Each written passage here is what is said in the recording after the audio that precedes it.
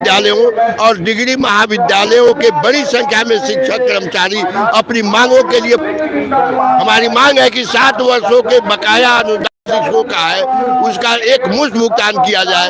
अनुदान के बदले पूरे वित्त रहित शिक्षक कर्मचारियों को वेतन दिया जाए।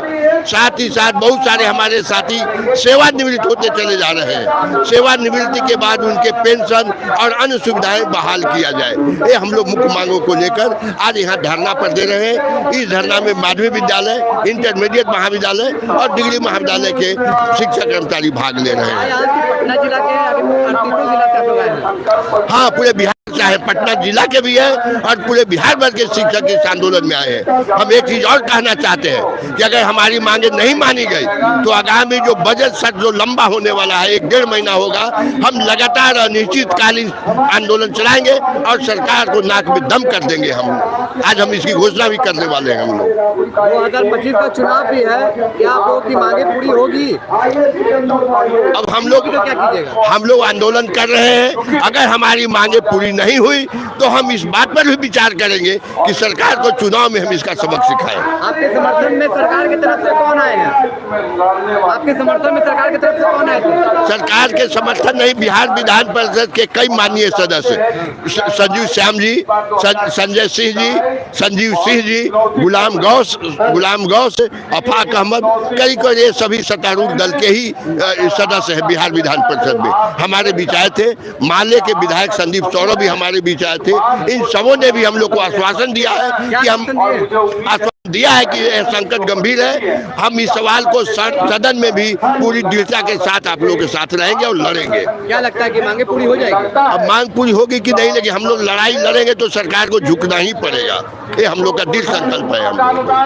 इसलिए हम लोग झुका के ही दम लेने वाले हैं, एकदम झुका के ही दम। क्या कहना चाहेंगे? हम लोग चाहेंगे सरकार, हम लोग आगे की लड़ाई जो अगला सत्र चलेगा उसमें सरकार को विवश कर देंगे, क्योंकि हम लोग को काफ़ी पहले से संघर्ष कर रहे हैं। हम लोग का मांग यूनियन है, हम लोग हर एक बच्चे को पढ़ाते हैं, ये करते हैं, तो हमारी लड़ाई जारी है, जारी रहेगी और सरकार को आगे वाले चुनाव में परास्त कर देंगे अगर हमारी मांग को नहीं माना गया तो।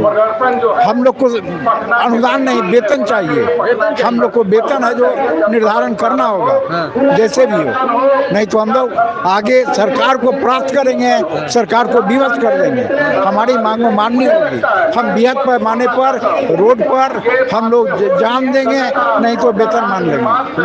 हम लोग का संघर्ष जारी है। मेरा हुआ प्रोफेसर डॉक्टर ब्रह्मानंद प्रसाद यादव। क्या कहेंगे? कहने का मतलब यह है कि पूरे बिहार के बच्चों को हम लोग पढ़ाते हैं, लेकिन हम लोग के बच्चे पढ़ेंगे कि नहीं पढ़ेंगे ये कोई गारंटी नहीं है। 40 वर्षों से ये संस्था चल रहा है, बिना पैसे के लोग पढ़ा रहे हैं। अधिकांश लोग रिटायर भी हो चुके हैं, कितने लोग की मृत्यु भी हो चुकी है, लेकिन सरकार इस पे कोई सुन नहीं रही है। आखिर वो भी मेहनत करते हुए पढ़ाते हैं, उनके भी बाल बच्चे हैं, उनकी भी समस्याओं को सुनना चाहिए। ये मांग क्या रहे हैं? अपना मेहनताना मांग रहे हैं, फिर भी आप देते हैं, अनुदान देते हैं, उसमें अगर आप अच्छा से देखेंगे तो वो उसका जो है महीना हो सकता है, वेतन आप दे सकते हैं। सरकार सुन नहीं रही है, सोच नहीं रही है। अगर सरकार सुनती, सोचती, हृदय से काम लेती तो ये समस्या कभी खत्म हो गया होता। ये समस्या है ही नहीं, इसको समस्या बनाया गया है।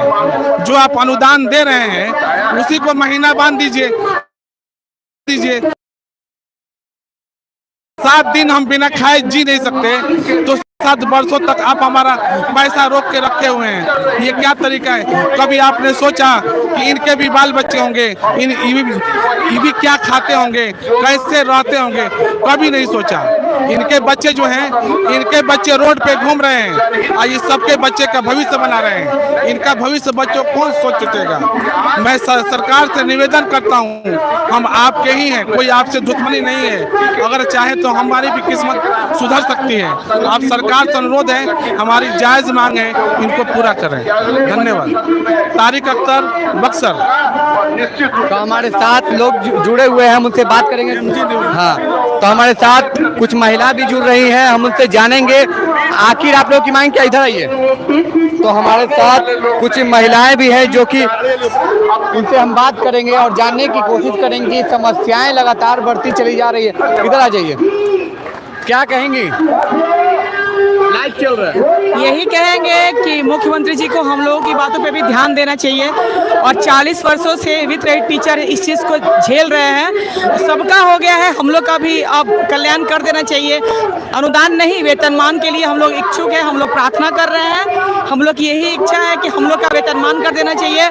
जो कॉलेज का इंटरनल जो इनकम होता है और जो अनुदान हम लोग को दिया जाता है उसी पे विचार विमर्श करके उसी को मतलब पूरा कैलकुलेट करके और हम लोग का एक निश्चित वेतन, ताकि हमारे बच्चे भी अच्छे स्कूलों में अच्छे कॉलेज में पढ़ सके।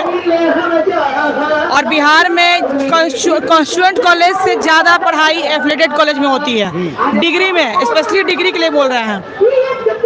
ठीक है, तो यही रिक्वेस्ट है कि हम लोग के ऊपर भी ध्यान दिया जाए और हम लोग का भी वित्त रहित का जो धब्बा है हम लोग के ऊपर उसको हटाया जाए, यही रिक्वेस्ट है। नीतीश कुमार तो महिलाओं के लिए काफी काम कर रहे हैं। हाँ, महिलाओं के लिए काफ़ी काम कर रहे हैं, इसलिए तो उनसे अपेक्षा है हम लोग को, इसीलिए है। और मैं तो उन्हीं के क्षेत्र से हूँ, मैं उन्हीं के क्षेत्र के कॉलेज से हूँ। मैं आरपीएस कॉलेज हरनौत से हूँ। तो मेरी तो उनसे हम लोग की बहुत ही आशाएं हैं नीतीश जी से कि सबका कल्याण किया। अब हमारी बारी है, 2025 के चुनाव से पहले हम लोग का भी कल्याण कर दे, ताकि हम लोग भी खुशी खुशी वोट दें। नहीं तो हम विद रहित टीचर्स बहुत सारे हैं, हजारों की संख्या में है। ये सारा वोट बैंक है, एक तरह से समझिए तो एक तरह से ये वोट बैंक है। तो प्लीज़ नीतीश जी से, हमारे माननीय मुख्यमंत्री हैं, बिहार के लिए उन्होंने बहुत कुछ किया अपने 15 सालों में, तो प्लीज़ हम लोग के लिए भी कुछ करें। और रिक्वेस्ट है कि हम लोग का भी वेतनमान लागू किया जाए, जो दे एक निश्चित वेतनमान, एक इज्जत वाली ज़िंदगी हम लोग भी जी पाएँ। बस यही उम्मीद है उनसे, यही रिक्वेस्ट है कि 2025 से पहले ये हो।